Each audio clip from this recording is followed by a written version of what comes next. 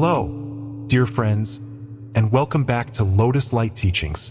Today, we embark on a meaningful journey together, one that invites us to open our eyes, not just to the world around us, but to the truths hidden beneath the surface. How do we navigate a world where appearances can deceive? And how can we recognize authenticity in others and ourselves? Let's explore this through the wisdom of Zen and Buddhist teachings. Ready to take this first step together? Let's begin. Have you ever felt something wasn't quite right about someone, even though their words or actions seemed flawless on the surface? Perhaps a nagging feeling told you to look deeper.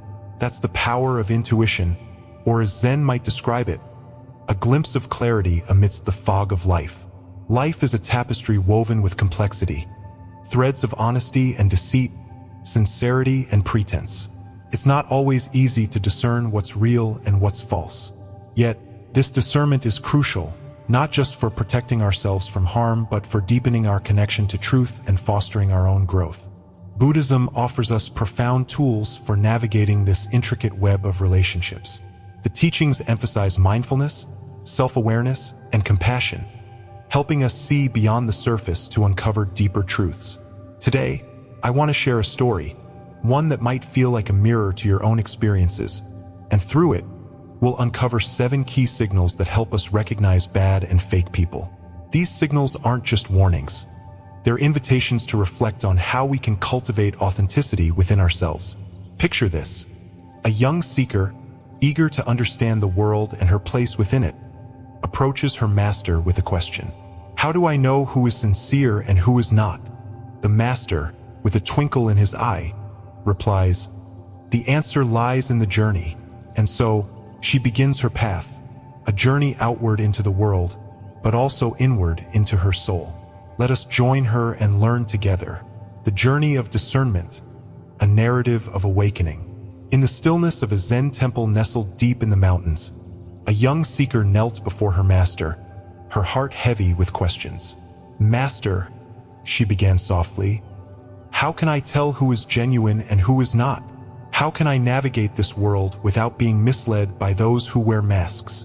The master regarded her with a serene smile, his gaze steady yet compassionate. To see clearly, you must walk the path, he said. Set forth on a journey. Meet people, observe their actions, and discern truth from falsehood. Return when your heart knows the answer. With a bow of gratitude, the seeker embarked on her journey. Little did she know, her path would not only reveal the flaws in others, but also illuminate the shadows within herself. The first town she reached was lively, its streets bustling with merchants, travelers, and townsfolk. Her attention was drawn to a man standing on a wooden platform, addressing a crowd with grandiose gestures. I am a giver, he declared. I have helped the poor, built schools, and provided shelter to the needy. His words stirred admiration in the crowd, but the seeker felt a faint unease. She decided to stay and observe him further. The next morning, she visited his shop, curious about his daily life.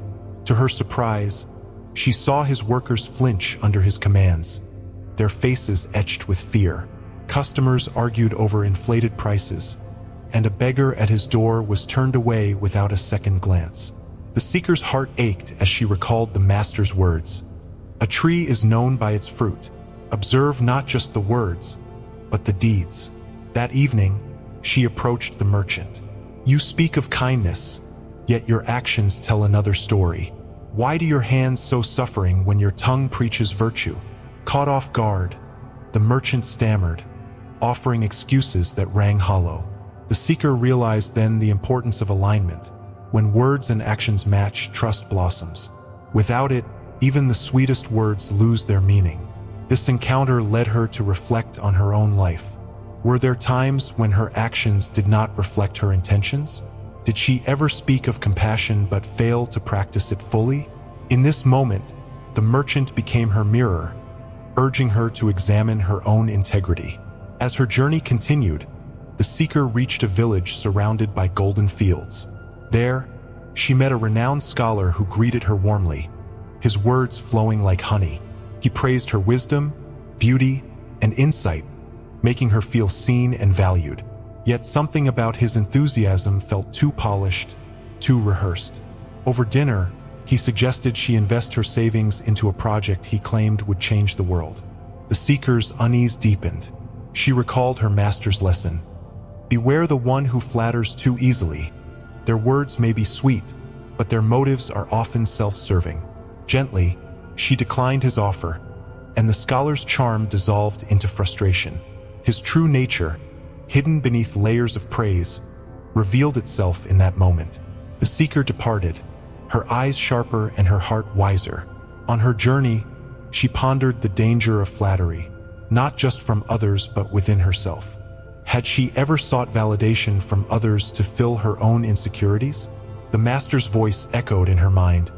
True worth comes from within, not from the fleeting opinions of others. One afternoon, the seeker found herself in a quaint village, where she was welcomed by a cheerful woman who invited her for tea. They sat in the shade of an ancient tree, the air fragrant with blossoms.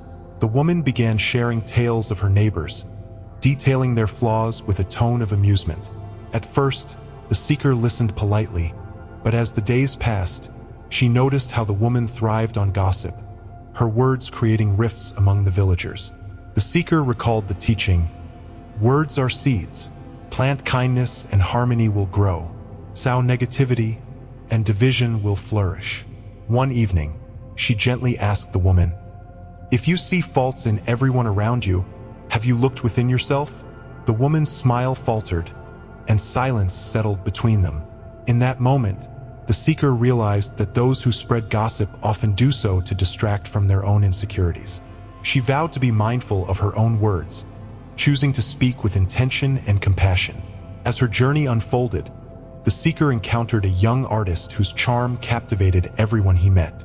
His laughter was infectious, and his talent undeniable. Yet, the seeker observed how his demeanor shifted depending on whom he was speaking to. With some, he was kind and generous. With others, dismissive and aloof. She recalled her master's wisdom. A person's essence is revealed through consistency. Like a tree, they should remain steadfast, regardless of the changing winds. One evening, she asked the artist, why do you change your face to suit the moment? Is your true self so uncertain? The artist shrugged, unwilling to confront his duplicity. The seeker learned a valuable lesson. Authenticity is not about pleasing everyone. It is about being at peace with one's true self, free from the need for masks. In another town, the seeker attended a gathering led by a respected leader. During a discussion, the leader made an error that inconvenienced many. When others pointed it out, he grew defensive, refusing to apologize. Instead, he shifted the blame onto his subordinates. The seeker was reminded of the master's teaching. True strength lies in humility, not in pride. To admit a mistake is a sign of courage, not weakness. Approaching the leader, she said, to err is human, but to deny it is to cling to illusion. Growth comes from acknowledging our flaws, not hiding them. Her words were met with resistance, but the lesson was clear. She resolved to embrace humility in her own life, understanding that apologies are bridges to understanding, not admissions of defeat. The seeker's path eventually led her to a healer whose reputation drew people from far and wide. He claimed to cure ailments of the heart and mind, yet his services came at exorbitant prices. Observing him, the seeker saw how he preyed on the vulnerability of those in need, adding to their suffering instead of alleviating it. Confronting him, she asked, if your gift is to heal, why do you burden those who seek solace? The healer avoided her gaze, but his silence spoke volumes. The seeker departed, vowing to never exploit another's pain for personal gain. She reflected on the power of compassion, how it must guide every action, especially when others are at their weakest. Near the end of her journey, the seeker met a mentor admired by many. His teachings were profound, yet he bristled at any feedback or criticism. When his students pointed out errors, he dismissed them with indignation. The seeker approached him and asked, if you guide others, why do you resist growth yourself? The wise see correction as a gift, not an insult. The mentor scoffed, unwilling to confront his pride. the seeker realized that accountability is not a threat but a path to evolution. She promised herself to remain open to feedback, seeing it as a chisel shaping the stone of wisdom. After many moons, the seeker returned to her master, her heart brimming with lessons. She shared the 7 signals she had uncovered, and the master listened with a gentle smile. "You have seen not only others but yourself," he said, "for in recognizing the flaws of others, you have illuminated your own path." The seeker bowed deeply, understanding that the journey was not merely about discerning others' intentions, but about cultivating her own integrity, humility, and compassion. The master concluded, "The greatest discernment is to see with both clarity and kindness, for the ultimate truth lies in connection, not separation." And so, the seeker walked on, her eyes open, her heart steady, and her soul free. Signal 2. Excessive flattery. The sun was high in the sky when the seeker reached a small, picturesque village nestled between rolling hills. There, she encountered a scholar known far and wide for his intellect and charm. Upon their introduction, his words were warm and glowing, as though he had known her all his life. "Your presence lights up this village," he said, his voice honeyed. "You must be a person of rare wisdom and beauty. I can see it in your eyes." At first, his compliments made her feel seen, even cherished. After all, who among us doesn't yearn to be acknowledged? Yet, something in the excessiveness of his words gave her pause. The seeker had been taught to trust her intuition, so she decided to observe the scholar further. Over the next few days, he continued to shower her with admiration, subtly weaving in stories of his ambitious project. One that, as he explained, could flourish if only he had the financial support of someone with her wisdom. The seeker realized his praise was not genuine but a tool to lower her defenses. Her master's words echoed in her mind. "Beware the one who flatters too easily. Their tongue may drip with honey, but their motives often harbor self-interest." With a kind yet firm tone, she declined his proposition. In that moment, the scholar's charm cracked, revealing a flicker of frustration. The mask he wore slipped, and the seeker's lesson became clear. Excessive flattery is not a gift but often a trap. Later that night, as she sat beneath a starlit sky, she reflected on her encounter. Why had she felt so drawn to his words, even when her heart sensed something was amiss? She thought of how easily people, including herself, seek validation from others, especially those who seem to hold knowledge, power, or admiration. Flattery, she realized, feeds the ego. Yet the ego, like a hungry ghost, is never satisfied. It craves more and more, pulling us away from the inner peace that comes from true self-awareness. The scholar's manipulation had been an external force, but it mirrored an internal struggle, the human tendency to base self-worth on external validation rather than the quiet confidence born of self-understanding. In the modern world, this lesson is all too relevant. Think of the endless scroll of social media, where likes, shares, and comments create an echo chamber of flattery. At first, these digital affirmations can feel exhilarating, like a wave of approval lifting us higher. But over time, they can become addictive, leaving us chasing the next hit of validation. A young woman once shared her story about this very struggle. She had built a large following online, her days filled with crafting posts designed to garner attention. Every like felt like a small victory, every share a validation of her worth. Yet, in quiet moments, she felt a gnawing emptiness. "If they stopped liking my posts tomorrow," she admitted, "I don't know who I would be." The seeker could empathize with this feeling. She thought of the Buddhist teaching of anatta or non-self, the understanding that clinging to any external identity, be it praise or possessions, leads only to suffering. Our true nature, as the Buddha taught, is not found in how others perceive us but in the still, silent awareness within. The seeker recalled a story her master once shared, a parable from the time of the Buddha. A wealthy king, known for his lavish praise of those around him, invited the Buddha to his palace. "You are truly the most enlightened being," the king said, offering compliments as lavish as his gold-threaded robes. But the Buddha, unmoved by the praise, simply smiled. Later, the king asked, "Why do you not respond to my words? Do you not feel honored?" The Buddha replied, "If a man offers a gift and the recipient does not take it, to whom does the gift belong?" The king pondered this and said, "To the one who offered it." "Then, if I do not accept your flattery, it remains with you," the Buddha said gently. This story reminded the seeker of a profound truth. We have the power to choose whether to accept or reject the words of others. Praise, when genuine, can uplift, but when laden with ulterior motives, it holds no weight unless we allow it to. As she resumed her journey, the seeker thought about the balance between receiving genuine compliments and discerning manipulation. It was not wrong to appreciate kind words, but attaching one's self-worth to them was a dangerous path. She resolved to practice mindfulness, the Buddhist principle of being present and aware in every moment. Through mindfulness, she could observe her own reactions to praise and see clearly when it was rooted in authenticity versus deceit. One evening, the seeker encountered a farmer tending his fields. They shared a simple meal, and as they talked, he complimented her wisdom. His words were understated, his tone sincere. Unlike the scholar's overblown flattery, the farmer's compliment felt grounded in truth.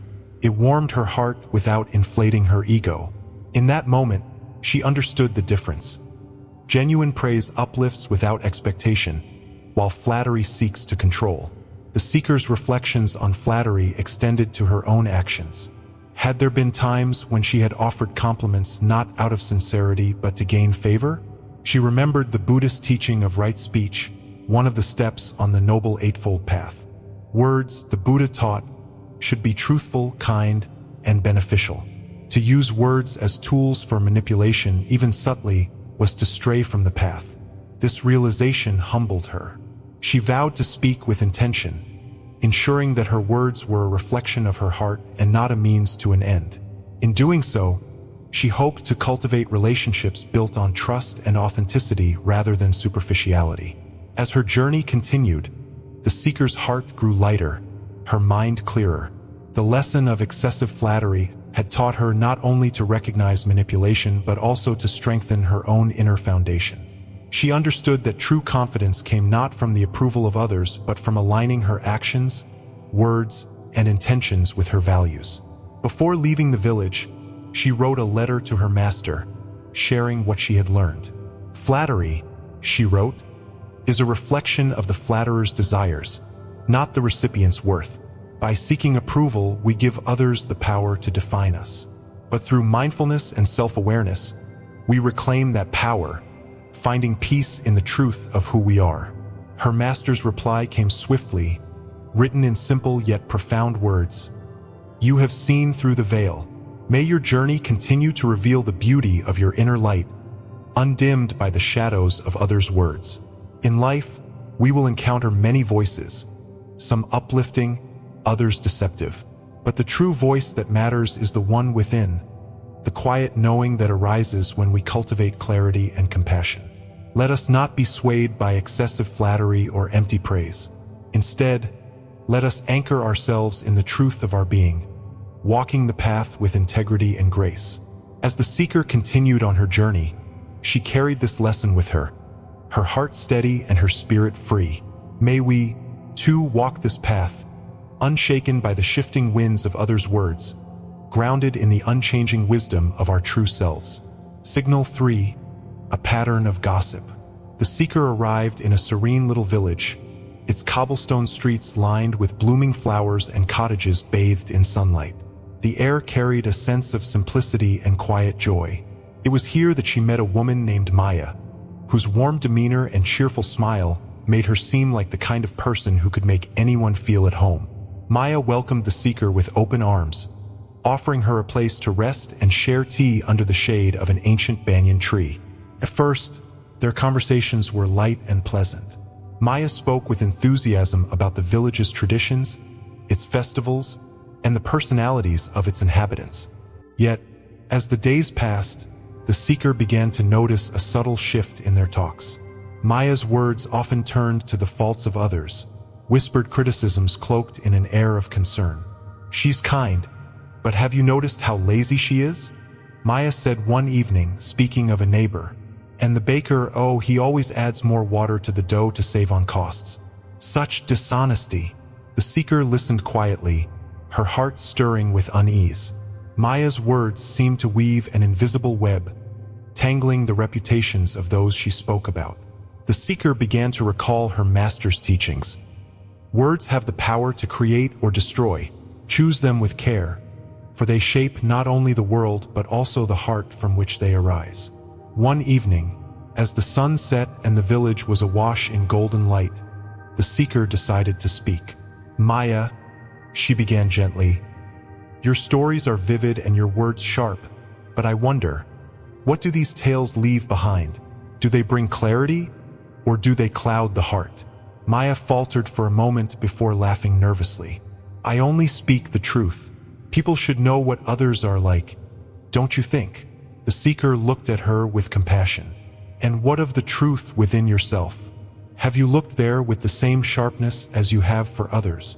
The seeker spent the night reflecting on Maya's words and her own reaction to them. She understood that gossip often serves as a mask for deeper insecurities. It allows people to deflect attention from their own perceived shortcomings by magnifying the flaws of others. In Maya's case, her warmth and charm were a veneer, hiding a heart burdened with dissatisfaction and self-doubt. This realization led the seeker to contemplate the Buddha's teachings on right speech, one of the principles of the Noble Eightfold Path. The Buddha taught that speech should be truthful, beneficial, kind, and spoken at the right time. Gossip, by its very nature, violates these tenets.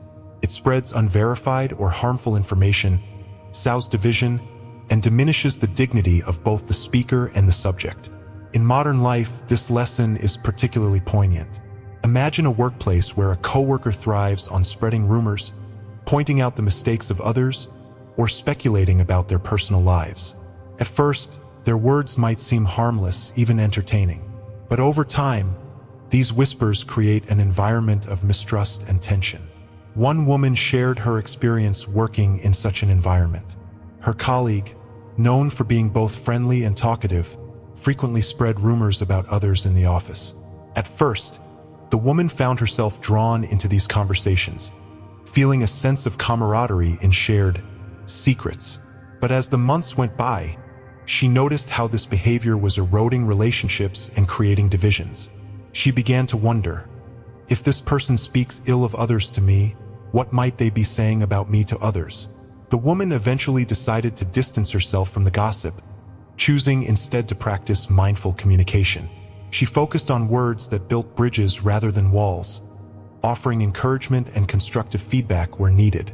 Though it was challenging to break away from the habit of listening to rumors, she found that her relationships became more genuine and her own sense of integrity grew stronger. The seeker realized that gossip is not just an outward act but also an inward state of mind. It stems from craving and aversion, the desire to elevate oneself by diminishing others, or the aversion to confronting one's own shortcomings. This is deeply connected to the Buddhist teaching of the Four Noble Truths.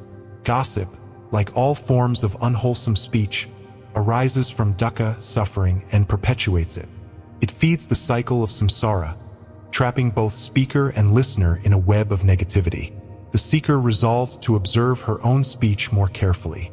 Were there times when she, too, had spoken about others in ways that were not kind or necessary? Had she ever sought validation by pointing out the flaws of others? These reflections humbled her, reminding her that the path to wisdom begins with self-awareness. One morning, the seeker decided to approach Maya again, not with criticism but with compassion. Maya, she said, do you know the story of the Buddha and the handful of mustard seeds? Maya shook her head, curious. The Buddha once met a grieving mother who had lost her child. The seeker began. She begged him to bring her child back to life. The Buddha told her to bring him a handful of mustard seeds from a household that had never known loss or sorrow. The mother searched tirelessly, but every door she knocked on revealed a story of suffering. Eventually, she returned to the Buddha, realizing that suffering is universal. Through this, she found peace. The seeker paused before continuing. I wonder if, like the grieving mother, you might be carrying sorrows of your own. Sometimes, when our hearts are heavy, It feels easier to focus on the lives of others rather than face our own pain. Maya's eyes filled with tears. She confessed that she often felt lonely and insecure, fearing she wasn't good enough. Gossip, she realized, had become a way to feel important, to connect with others, even if it was at someone else's expense. Together, the seeker and Maya began to explore ways to break free from the habit of gossip. They practiced mindfulness in their conversations, pausing to consider whether their words were kind, truthful, and necessary. Maya also began journaling her thoughts and insecurities, learning to face them with honesty rather than deflecting them onto others. Over time, she found that her relationships deepened, built on mutual respect rather than shared negativity. The seeker's journey through the village taught her not only about the harm of gossip, but also about the healing power of compassion. She saw how easy it was to judge others for their flaws without recognizing the pain that lay beneath. By addressing Maya with understanding rather than condemnation, she had helped her take the first steps toward transformation. As she prepared to leave the village, the seeker reflected on her master's teachings. To speak mindfully is to honor both yourself and others. Words are not just sounds. They are seeds that grow into the world around you. She wrote a letter to her master, sharing what she had learned. Gossip is not merely idle chatter, she wrote. It is a mirror of the speaker's heart, reflecting their own struggles and insecurities. By practicing mindful speech, we not only heal ourselves but also create a world of greater harmony.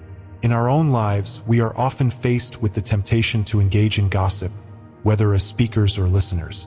But the Buddhist path invites us to pause and reflect. What are we planting with our words? Are we nurturing understanding and kindness, or are we sowing division and distrust? The next time you find yourself in a situation where gossip arises, consider asking yourself, is this true? Is it kind? Is it necessary? By choosing words that heal rather than harm, you can become a source of light in the lives of others and in your own. As the seeker continued her journey, she carried this lesson in her heart, her steps guided by the wisdom of right speech. May we, too, walk this path with intention, creating a world where our words reflect the truth and compassion of our innermost selves. Signal 4. Inconsistency in behavior. Human interactions often reveal the complexity of personality. Some people, like the charming artist the seeker encounters in her journey, can captivate those around them with wit and charisma. At first glance, such individuals seem genuine, exuding warmth and relatability. However, when their behavior changes depending on whom they interact with, a deeper truth emerges, one of inconsistency and lack of authenticity. The seeker's observations offer us a lens to examine this pattern of behavior and its implications for personal growth and relationships. In her journey, the seeker was drawn to a young artist whose infectious laughter and quick humor won him admiration wherever he went. He was eloquent and magnetic, able to adapt effortlessly to any crowd. With the wealthy patrons who purchased his work, he was deferential and polished, speaking of high art and its transformative power. With his peers, he adopted a laid-back, bohemian charm, mocking the very pretensions he had extolled earlier. To his assistants, he was brusque, often condescending, as though their contributions were insignificant. At first, the seeker was impressed by his ability to fit into different social contexts. But over time, she noticed how his constant shifting left a trail of unease. People admired him superficially but didn't trust him. Those close to him described a sense of emptiness, as though they never truly knew who he was. The seeker, reflecting on her master's teachings, began to understand the deeper issue at hand. A tree is known by its fruit, and a person by their consistency. To wear too many masks is to lose one's true face. This type of behavior is not unique to the artist. In modern society, we often encounter individuals who change their demeanor to align with the expectations of those around them. While this adaptability may seem advantageous, especially in professional or social settings, it often comes at the cost of authenticity. Over time, the need to please others or maintain appearances can erode a person's sense of self, leaving them disconnected from their core values. One poignant real-life example is found in the political sphere, where figures like former British Prime Minister Tony Blair or American politicians like Mitt Romney have been criticized for their perceived shifts in stance depending on their audience.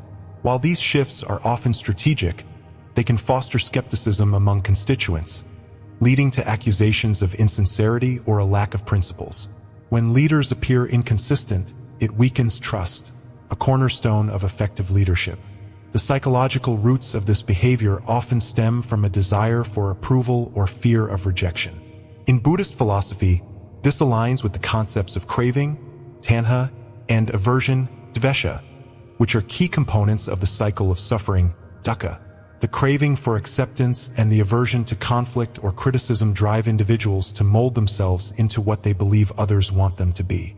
This is particularly evident in people pleasers, who, like the artist, adapt their behavior to avoid disapproval or rejection.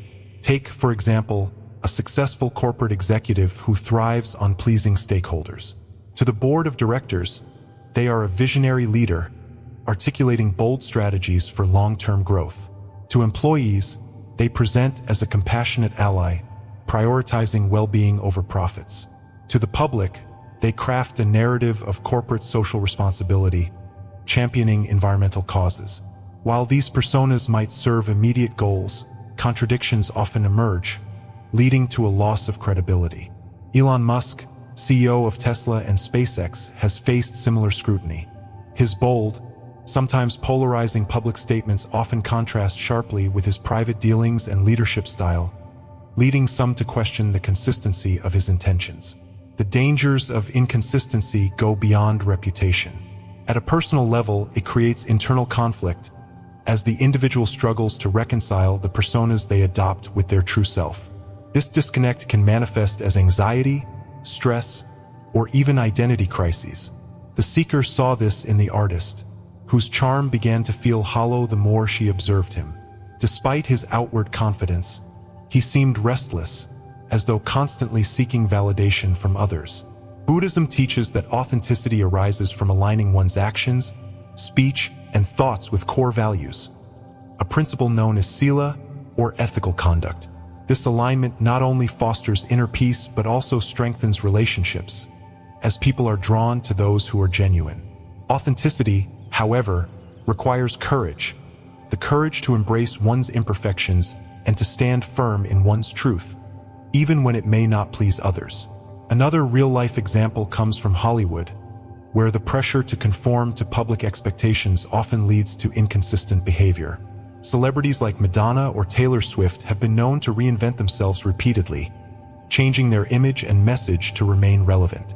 While reinvention can be a form of growth, it can also blur the line between personal authenticity and calculated branding. Swift, in particular, faced criticism for shifting her political and personal stances over the years. However, her recent openness about her evolving views demonstrates the power of embracing change authentically rather than as a strategic move to appease her audience. The seeker's journey invites us to consider how often we, too, wear masks to fit into different roles. In the workplace, we may adopt a more assertive tone to project authority, while with friends, we might downplay our ambitions to appear relatable. These adjustments are not inherently wrong. After all, adaptability is a valuable skill. The danger lies in losing touch with our authentic self, forgetting who we are beneath the layers of persona. In the context of Zen and Buddhist teachings, the solution lies in mindfulness and self-awareness. By practicing mindfulness, we become attuned to the moments when we shift away from our true selves. Are we changing our tone to gain approval? Are we suppressing our feelings to avoid conflict? These questions, when explored with honesty and compassion, can guide us back to our core. The seeker herself practiced this mindfulness, observing her own reactions to the artist's behavior. Were there times when she, too, had altered her demeanor to fit in? She remembered the master's teaching. To see the flaws of others is to hold up a mirror. Do not judge harshly, but let their actions guide you to greater understanding of your own. Through her reflections, she realized that authenticity does not mean rigidly clinging to one identity. It means acting in harmony with one's values, regardless of the audience. It means being honest about one's feelings, even when it's uncomfortable. Most importantly, it means accepting oneself fully, imperfections and all. For those seeking to cultivate authenticity, the Eightfold Path offers a roadmap. The steps of right speech, right action, and right intention are particularly relevant. These principles encourage us to act with integrity, to speak truthfully, and to align our intentions with compassion and wisdom. Practicing these steps fosters consistency, as our actions naturally reflect our inner truth. An inspiring example is the late South African leader Nelson Mandela, who demonstrated remarkable consistency in his commitment to justice and equality. Even under immense pressure, he remained true to his principles, earning the respect of allies and adversaries alike. His unwavering authenticity became a source of strength, enabling him to unify a divided nation. As the seeker prepared to leave the artist's town, she decided to speak with him one last time. "Your talent is undeniable," she said gently, "but your masks weigh heavy. Who are you when no one is watching?" The artist, startled, didn't answer, but her words lingered, planting a seed of introspection. The seeker left, knowing she couldn't change him, but hoping he would one day find the courage to embrace his true self. Her journey reminded her that authenticity is not about perfection. It's about wholeness, embracing the light and the shadow, the strengths and the vulnerabilities. It's about being present in each moment as your true self, unburdened by the need to please or impress. Inconsistency in behavior may offer short-term gains, but it often leads to long-term discontent. By choosing authenticity, we free ourselves from the exhausting cycle of pretense and foster deeper, more meaningful connections. As the seeker learned, the path to authenticity begins with self-awareness and is sustained by courage and compassion. Let us all strive to walk this path, embracing our imperfections and staying true to our values. For it is in our authenticity that we find true peace. Signal 5. Reluctance to apologize. Apologies have a profound ability to mend relationships, foster understanding, and demonstrate humility. Yet, for many, saying "I'm sorry" feels like an insurmountable task, especially for those in positions of power or influence. A reluctance to apologize often stems from ego, an unwillingness to acknowledge flaws, as though admitting fault diminishes one's authority or worth. In truth, the inability to apologize is a reflection of fragility, not strength. This pattern can erode trust, harm relationships, and ultimately hinder personal and professional growth.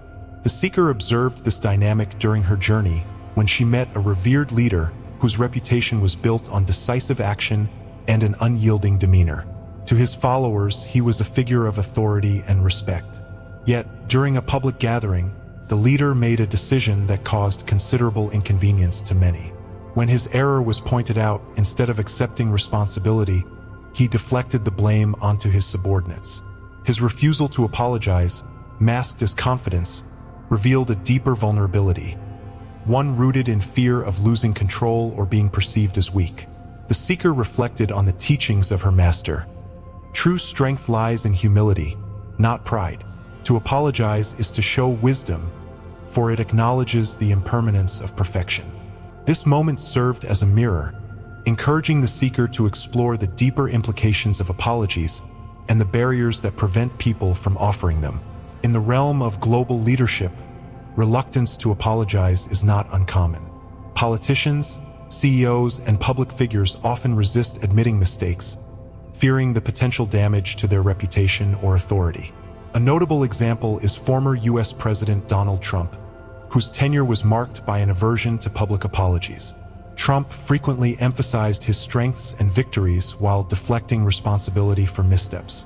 Whether it was during controversies about policy decisions or personal behavior, his reluctance to apologize became a defining aspect of his leadership style. While this approach resonated with his supporters as a sign of strength, it also alienated others who viewed it as a lack of accountability. Contrast this with former US President Barack Obama, who openly apologized for the rollout issues of the Affordable Care Act's website in 2013. In his apology, Obama took responsibility for the technical problems, acknowledging the impact they had on the public. This gesture, while criticized by some as a political risk, ultimately humanized him and demonstrated accountability. The apology helped restore some trust among the affected parties, illustrating that admitting fault is not a sign of weakness but a tool for reconciliation. Why is apologizing so difficult for some people, particularly those in positions of power? Psychology offers valuable insights into this reluctance. Ego and fear of vulnerability are primary drivers. Admitting mistakes requires a level of emotional exposure that can feel threatening, especially in high-stakes environments where reputations are constantly scrutinized. For leaders accustomed to being seen as infallible, an apology can feel like a crack in their carefully constructed armor. In Buddhism, this resistance ties into the concept of anatta or non-self. The Buddha taught that clinging to a rigid sense of self, whether as flawless, powerful, or untouchable, creates suffering. By embracing humility, we release this attachment, allowing for personal growth and deeper connections with others. Apologizing, then, becomes a practice of letting go, acknowledging that imperfection is an inherent part of being human. The transformative power of a genuine apology is evident in personal relationships as well. Consider the story of Bill Gates, co-founder of Microsoft, and his early relationship with his business partner, Paul Allen. In Allen's memoir, he recounts how Gates, in the early years of Microsoft, often dismissed Allen's contributions and made decisions unilaterally. This created a rift between the two. However, as Gates matured as a leader, he acknowledged his past behavior and apologized to Allen, both publicly and privately. This act of humility helped repair their relationship, highlighting how apologies can heal even long-standing wounds. On the flip side, failure to apologize can leave lasting scars. In families, unresolved conflicts often fester when apologies are withheld. For example, a parent who refuses to admit a mistake to their child risks creating emotional distance. The child may grow up feeling invalidated or unheard, carrying this pain into adulthood. Recognizing errors and offering a heartfelt apology can bridge these gaps, fostering trust and mutual respect. In her journey, the seeker witnessed how the leader's reluctance to apologize created a ripple effect. His subordinates, burdened with blame, began to feel disillusioned. The people he led grew wary, their respect tinged with doubt. The seeker pondered how a simple acknowledgement of error could have transformed the situation, restoring trust and demonstrating strength through vulnerability. She remembered a parable her master had shared. A wise king once accidentally stepped on a servant's foot during a festival. The servant winced but said nothing, fearing punishment. When the king realized his mistake, he knelt before the servant and apologized sincerely. The act astonished the court, but it endeared the king to his people. His humility, far from diminishing his authority, elevated it. For individuals striving to embrace humility, the Noble Eightfold Path provides practical guidance. Right speech encourages us to communicate truthfully and with kindness, which includes admitting when we are wrong. Right intention reminds us to act with sincerity and compassion, fostering harmony in our interactions. By integrating these principles, we can cultivate the courage to apologize when necessary, transforming conflicts into opportunities for connection. Modern examples abound of leaders and public figures who exemplify the strength of apologies. Japanese culture, for instance, places great emphasis on the art of apology. When a mistake occurs, whether in politics, business, or daily life, a public apology is often seen as a necessary step toward reconciliation. This cultural practice underscores the idea that taking responsibility is not just about individual pride, but about maintaining collective trust. A striking example is Akio Toyoda, CEO of Toyota, who publicly apologized during the company's 2010 recall crisis. Facing global scrutiny over safety concerns, Toyota's heartfelt apology, delivered with visible emotion, helped to rebuild trust with customers and stakeholders. His willingness to confront the issue head-on demonstrated that apologies, when genuine, can pave the way for recovery and renewed respect. For those struggling with the act of apologizing, mindfulness can be a valuable tool. By pausing to reflect on our actions and their impact, we create space for self-awareness. This practice allows us to separate the act of apologizing from the fear of losing face. It reminds us that an apology is not a declaration of inadequacy, but an acknowledgement of shared humanity. The seeker herself practiced this mindfulness as she continued her journey. She reflected on moments in her own life when she had hesitated to apologize, fearing rejection or loss of respect. These memories humbled her, reminding her that true growth comes from embracing imperfection.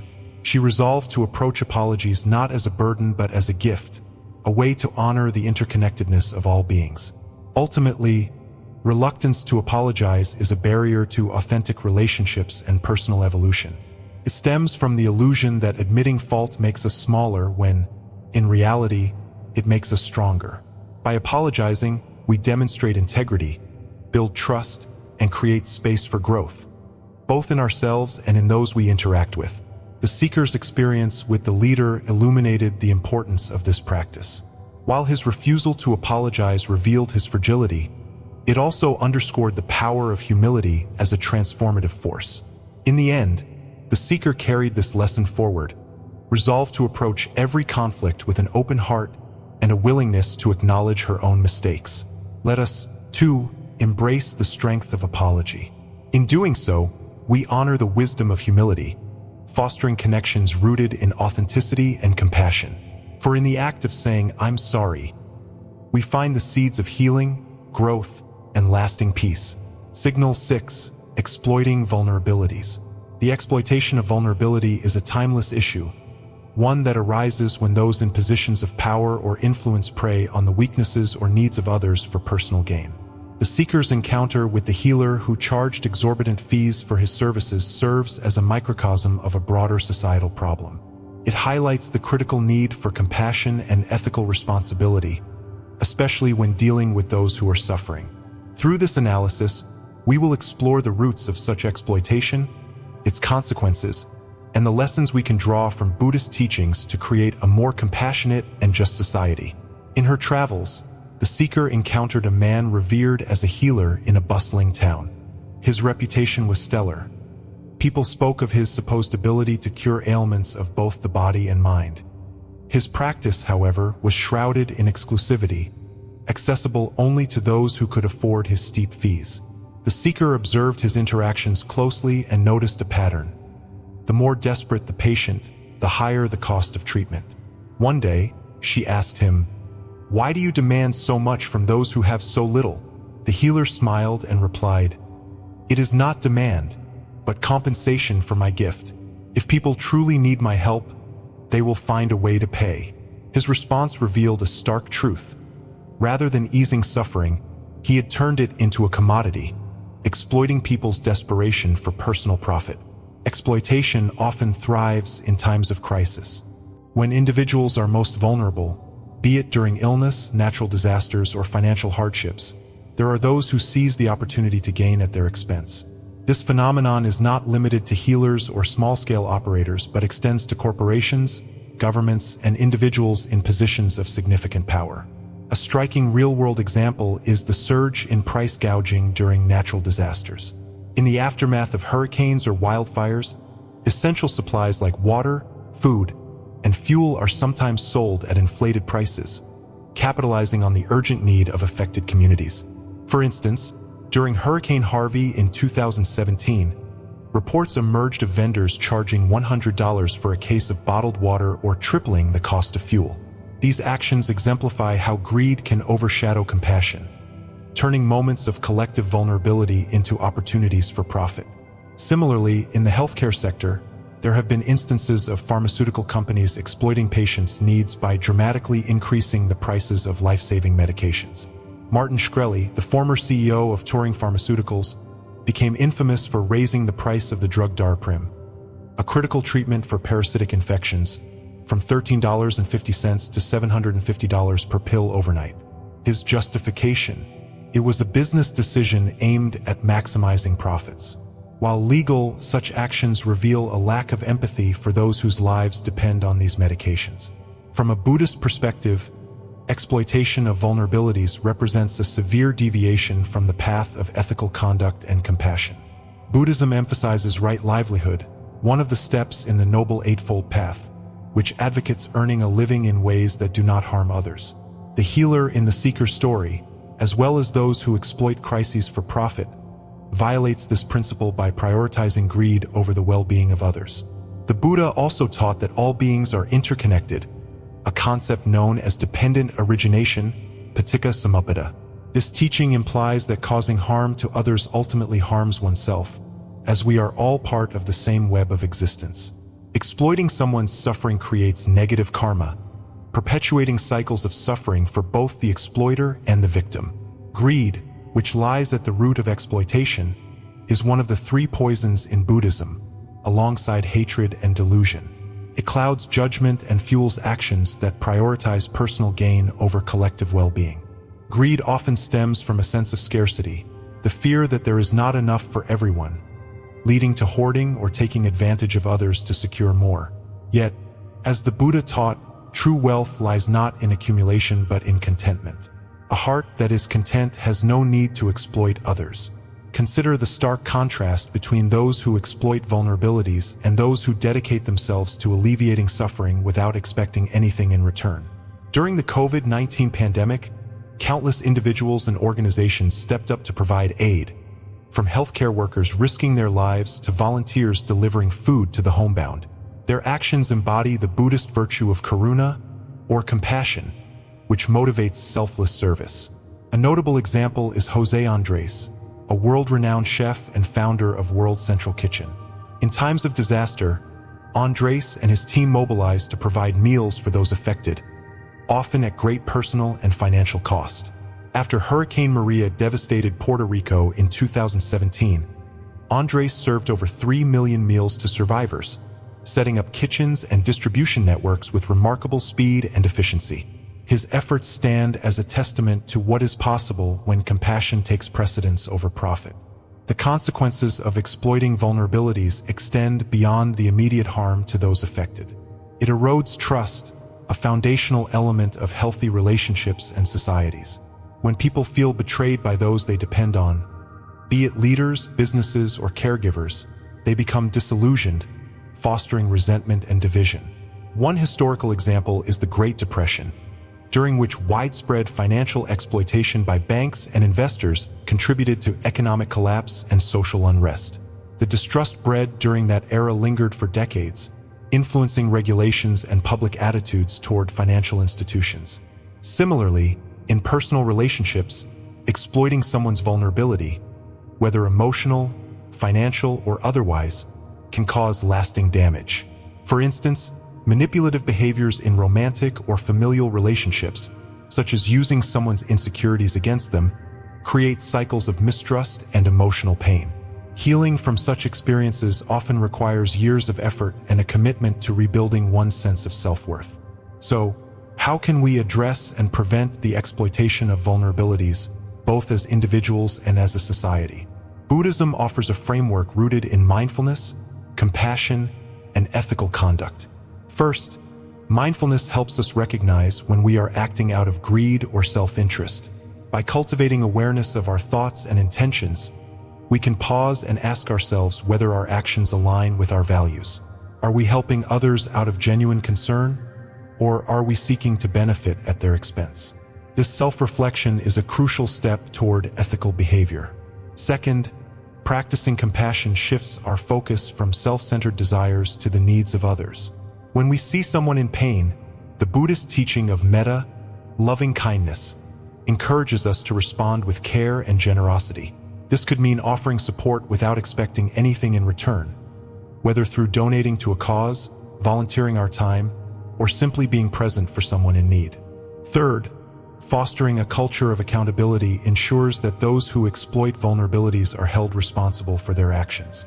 This requires strong institutions, transparent systems, and collective vigilance. In the corporate world, this might involve implementing regulations that prevent price gouging or unethical practices. On a personal level, it means standing up against exploitation when we see it, whether by calling out harmful behaviors or supporting those who have been harmed. The seeker's encounter with the healer underscores the importance of these principles. By confronting him and questioning his actions, she planted a seed of awareness that might one day lead him to reconsider his choices. Her actions also remind us that addressing exploitation requires courage, the courage to speak out, even when it is uncomfortable. As the seeker continued her journey, she carried with her a renewed commitment to living with integrity. She understood that true healing comes not from taking advantage of others, but from lifting them up.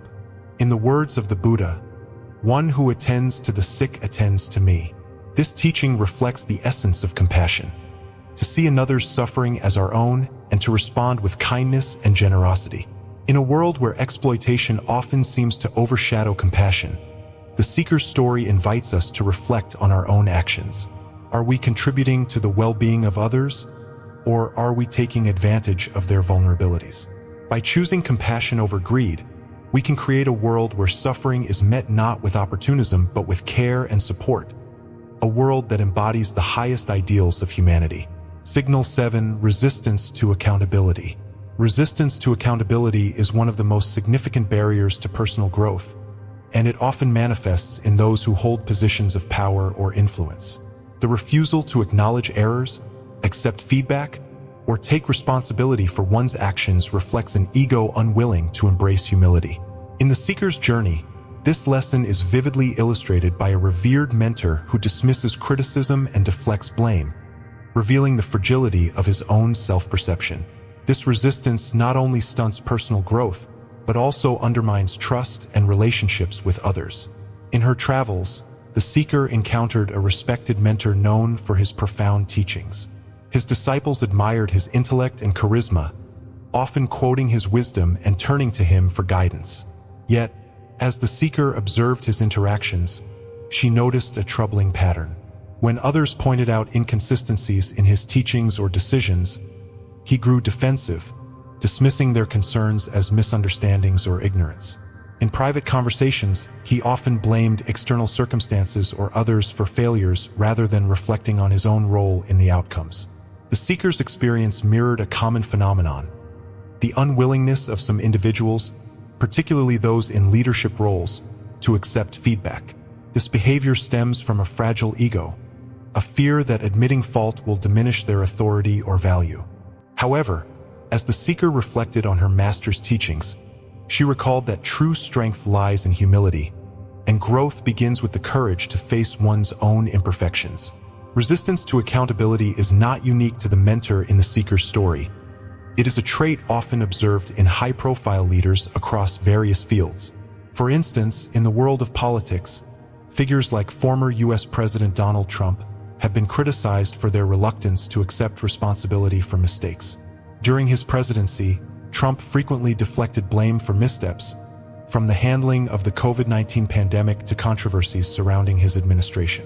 Critics argued that this pattern of deflection eroded public trust and hindered meaningful progress. Similarly, in the corporate world, resistance to accountability has led to catastrophic consequences. Consider the case of Elizabeth Holmes, the founder of Theranos. Holmes initially garnered widespread acclaim for her vision of revolutionizing healthcare through innovative blood testing technology. However, when inconsistencies and failures in the company's operations were exposed, she resisted transparency and accountability, dismissing criticism as attacks on her ambition. Her refusal to address legitimate concerns ultimately led to the collapse of Theranos and widespread legal repercussions. The psychological underpinnings of resistance to accountability often include fear, insecurity, and a need to protect one's self-image. In Buddhist philosophy, this behavior aligns with the concept of avidya, or ignorance, one of the primary causes of suffering. Ignorance, in this context, refers to a lack of self-awareness and an inability to see the interconnectedness of actions and consequences. By refusing to accept accountability, individuals perpetuate their own suffering and create disharmony in their relationships. Buddhism teaches that humility and self-awareness are essential for growth. The principle of right view, one of the steps on the Noble Eightfold Path, emphasizes seeing reality as it is without distortion or denial. This includes acknowledging one's mistakes and learning from them. Just as a sculptor chisels away excess stone to reveal the beauty within, individuals refine their character through the honest acceptance of feedback and constructive criticism. The benefits of embracing accountability are profound, both at an individual and societal level. Leaders who model accountability foster trust and inspire loyalty. A powerful example is former South African President Nelson Mandela. Mandela openly acknowledged his mistakes and embraced feedback throughout his life, both as a political leader and a private individual. His humility and willingness to learn from others strengthened his moral authority and united a deeply divided nation. In the realm of business, leaders who practice accountability create healthier organizational cultures. Satya Nadella, CEO of Microsoft, is often lauded for his approach to leadership, which emphasizes empathy, learning, and accountability. Under his guidance, Microsoft underwent a cultural transformation, shifting from a competitive, blame-focused environment to one that encourages collaboration and growth. Nadella's openness to feedback and his acknowledgement of past missteps have been instrumental in the company's resurgence. Resistance to accountability is not confined to leaders. It is a challenge that many individuals face in their personal lives. In relationships, the inability to admit fault or accept constructive criticism can lead to conflict and resentment. For example, consider a scenario where one partner consistently dismisses the other's concerns, blaming external factors or deflecting responsibility. Over time, this behavior erodes trust and creates emotional distance. The seeker's observations of the mentor prompted her to reflect on her own willingness to accept feedback. Were there moments when she had dismissed criticism or resisted change out of pride? Her master's teachings reminded her that growth requires vulnerability, the courage to face one's flaws, and the wisdom to learn from them. Buddhist teachings offer practical guidance for cultivating accountability. The practice of mindfulness helps individuals become aware of their thoughts, emotions, and reactions, creating space to respond thoughtfully rather than defensively. When receiving feedback, mindfulness allows us to observe our initial impulses, be it anger, shame, or denial, and choose a more constructive path. Another key principle is compassion, both for oneself and others. Recognizing that everyone makes mistakes, we can approach accountability with kindness rather than self-criticism. This shift in perspective transforms accountability from a source of fear to an opportunity for growth. As the Buddha taught, an insincere and evil friend is more to be feared than a wild beast. A wild beast may wound your body, but an evil friend will wound your mind. Similarly, when we resist accountability, we become our own worst enemy, harming ourselves more deeply than any external force could. The seeker's encounter with the mentor also highlights the importance of creating environments that encourage accountability. In organizations, this means fostering a culture where feedback is valued and mistakes are seen as opportunities for learning rather than sources of shame. This approach not only enhances individual performance but also strengthens the collective resilience of teams and communities. For example, companies like Google have implemented systems that promote transparency and accountability. Employees are encouraged to share feedback openly, and leaders are expected to model vulnerability by admitting their own mistakes. This culture of psychological safety has been a driving force behind Google's innovation and success. Ultimately, the seeker's story reminds us that accountability is not about perfection. It is about progress. By embracing feedback and taking responsibility for our actions, we honor our interconnectedness with others and pave the way for mutual understanding and growth. Whether in leadership, relationships, or personal development, the willingness to accept accountability is a hallmark of integrity and wisdom. In a world where resistance to accountability often dominates headlines, the seeker's lesson is both timeless and urgent. It calls us to reflect on our own behaviors and to choose the path of humility and growth. Just as the sculptor's chisel reveals the beauty hidden within stone, accountability reveals the potential for greatness within each of us. A gentle call to reflection. And so, the seeker returned, her heart full of wisdom, her eyes sharper yet kinder. She had learned not just to recognize insincerity in others, but to confront the shadows within herself. As we close, I want to leave you with a thought. The journey of recognizing bad and fake people is not about creating walls or judging others. It's about building bridges to deeper truths within ourselves and in our relationships. Each signal we've discussed today is not only a guidepost for avoiding harm, but also a mirror reflecting areas where we can grow. Take a moment to consider these lessons. Are there times when your words and actions don't align? Do you ever seek validation in ways that don't serve your higher self? Can you embrace feedback with grace and humility? The answers to these questions hold the keys to a more authentic, peaceful life. In Buddhism, awareness is liberation. By cultivating clarity, we free ourselves from the traps of deception, both from others and within ourselves. And with this awareness, we can walk our path with confidence, compassion, and a steady heart. Before we part, I'd like to ask, what resonated most with you today? Have you encountered any of these signals in your life? Share your experiences in the comments below. We'd love to hear your thoughts and reflections. If you found value in today's lesson, don't forget to hit the like button, share this video with someone who might benefit from these teachings, and subscribe to Lotus Light Teachings for more journeys into mindfulness, wisdom, and self-discovery. Thank you for joining me today. Until next time, may your eyes remain open, your heart anchored in truth, and your soul filled with light. Take care and see you soon.